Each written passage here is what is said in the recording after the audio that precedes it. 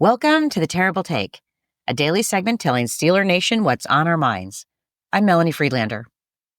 After losing to the Browns a few weeks ago in Cleveland on Thursday Night Football, the Steelers will see them again today, this time at home at Acrisure Stadium. The players are looking at this as another step towards securing the AFC North Championship rather than a revenge game, but it is definitely an opportunity to erase the pain of that frustrating loss. In their last meeting, last year's Defensive Player of the Year, Myles Garrett, had a dominant performance for the Browns, pressuring Steelers quarterback Russell Wilson with 4 hurries, 1 hit, and 3 sacks. Steelers pass rusher TJ Watt, on the other hand, had an uncharacteristically quiet day, with only 2 quarterback hurries, and really wasn't a major factor in the game. This time around, it should be different for the Steelers' defense, and particularly TJ Watt. Fellow linebacker Alex Highsmith is returning from a 3-week absence due to a low ankle sprain, which means the pass rushing unit will be at full force for the first time this season. Starters Watt and Highsmith will likely see a majority of the action, but Nick Herbig and Preston Smith will certainly see playing time as well.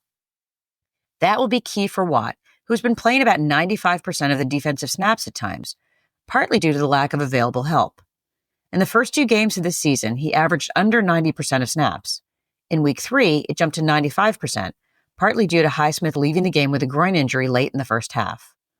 Watt has played every game, but both Highsmith and Herbig have missed time with injuries.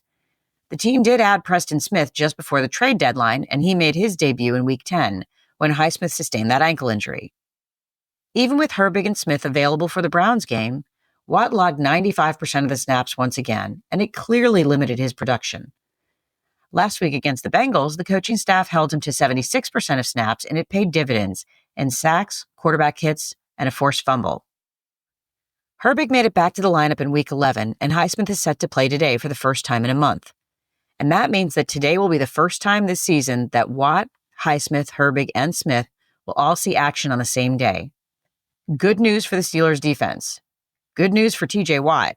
And hopefully, bad news for Jameis Winston and the Browns' offense. That's my take. You can follow me on Twitter @GirlSurgeon. Check out The Terrible Take every day at 5 p.m. Eastern Time. Follow us on SteelersDepot.com and check out The Terrible Podcast with Dave Bryan and Alex Kozora every Monday, Wednesday, and Friday.